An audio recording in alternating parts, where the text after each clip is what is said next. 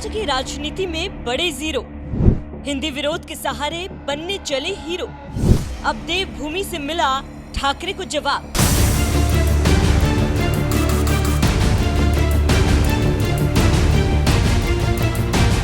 राज ठाकरे नाम तो सुना ही होगा। महाराष्ट्र की राजनीति का ये वो चेहरा है जिनके नाम में तो हिंदू हृदय सम्राट बाल ठाकरे का नाम भले ही जुड़ा हो, लेकिन महाराष्ट्र की राजनीति में उनका कद गणित के जीरो से ज्यादा कुछ नहीं है, क्योंकि उनकी राजनीति ही हिंदी विरोध पर टिकी है।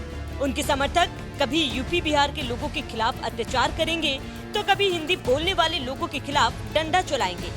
शायद यही वजह है कि आज तक उन्हें महाराष्ट्र में वो सियासी सफलता नहीं मिल पाई जिसके लिए उन्होंने हिंदी भाषियों के विरोध को हथियार बनाने की कोशिश की।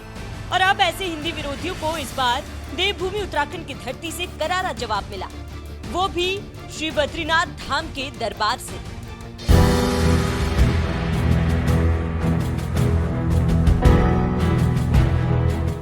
देवभूमि उत्तराखंड की सत्ता संभाल रही धामी सरकार ये बात अच्छी तरह से जानती है कि देश के कोने कोने से श्रद्धालु चार धाम की यात्रा करने के लिए आते हैं, जिनमें कुछ श्रद्धालु तो ऐसे भी होते हैं जिन्हें ना तो हिंदी भाषा आती है और ना ही अंग्रेजी। ऐसे श्रद्धालु की मदद के लिए धामी सरकार ने एक नया तरीका निकाला है, जिसके तहत श्री बद्रीनाथ धाम की यात्रा पर आने वाले सभी श्रद्धालुओं को यात्रा से जुड़ी जानकारी उनकी अपनी भाषा में दी जाएगी, जैसे यात्रा से जुड़े दिशा निर्देश, सुरक्षा, मौसम और आपातकालीन सूचना अब गढ़वाली, तेलुगु, गुजराती, अंग्रेजी, हिंदी के साथ साथ मराठी में भी दी जाएगी, जिससे श्रद्धालुओं को कोई परेशानी ना हो। आप सभी श्रद्धालुओं का उत्तराखंड पुलिस हार्दिक स्वागत एवं अभिनंदन करती है। आपकी सुरक्षित और सुखद यात्रा के लिए कृपया इन आवश्यक निर्देशों पर ध्यान दें। सुरक्षा और सावधानी, अपनी और अपने सामान की सुरक्षा स्वयं करें। अपना कीमती सामान जैसे मोबाइल, पर्स। आप सभी श्रद्धालुओं को उत्तराखंड पुलिस हार्दिक स्वागत और अभिनंदन करती। आपकी सुरक्षित और सुखद यात्रा खातिर कृपया ये जरूरी बातों पर ध्यान दिया। सुरक्षा और सावधानी, अपने और अपूर्ण सामान की सुरक्षा खुद। Please extend a warm welcome and greetings to all devotees who have arrived at Sri Badrinath Dham. For your safe and pleasant journey, please pay attention to these essential instructions. Safety and caution. Protect yourself and your belongings. सर्व भाविकांचं Uttarakhand police हार्दिक स्वागत करतात. तुमच्या सुरक्षित आणि सुखकर यात्रेसाठी कृपया या आवश्यक सूचनांकडे लक्ष द्या.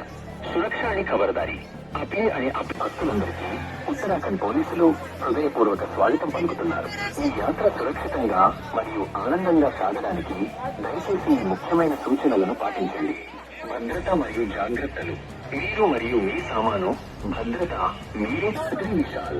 શ્રી બદ્રીનાથ ધામમાં પધારેલા આપ સૌ શ્રદ્ધાળુઓનો ઉત્તરાખંડ પોલીસ હાર્દિક સ્વાગત અને અભિનંદન કરે છે. આપની સુરક્ષિત અને સુખદ યાત્રા માટે કૃપા કરીને આ આવશ્યક નિર્દેશો પર ધ્યાન આપો. સુરક્ષા અને સાવધાની, આપની અને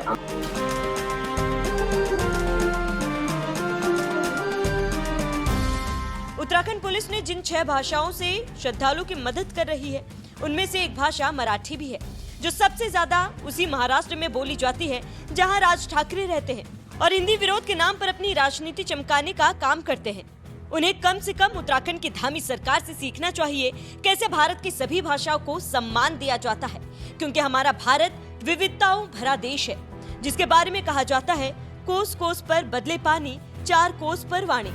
लेकिन ये बात लगता है महाराष्ट्र नवनिर्माण सेना के अध्यक्ष राज ठाकरे को समझ में नहीं आ रहा है।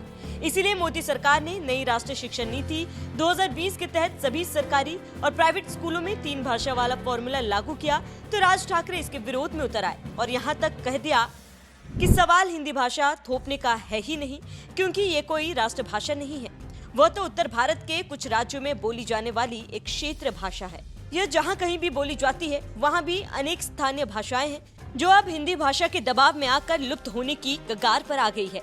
अब उन्हें अपनी स्थानीय भाषाएं बचानी है या नहीं, ये फैसला उनका है, हमें उससे कुछ भी लेना देना नहीं है। बात यही खत्म नहीं होती। हिंदी का विरोध सिर्फ महाराष्ट्र तक ही सीमित नहीं है।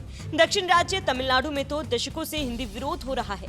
लोगों को अंग्रेजों की भाषा अंग्रेजी पढ़ना तो मंजूर है, लेकिन अपनी ही भारतीय भाषा हिंदी से इतनी नफरत करते हैं कि सड़क पर उतरकर हिंसक प्रदर्शन करने पर भी उतारू हो जाते हैं। ऐसे लोगों को उत्तराखंड की धामी सरकार ने जिस तरह से बद्रीनाथ में मराठी, तेलुगु, हिंदी समेत 6 भाषाओं में श्रद्धालु की मदद का ऐलान करके हिंदी विरोधी को जो जवाब दिया है, इस पर आपका क्या कहना है? अपनी राय हमें कमेंट कर जरूर बताएं।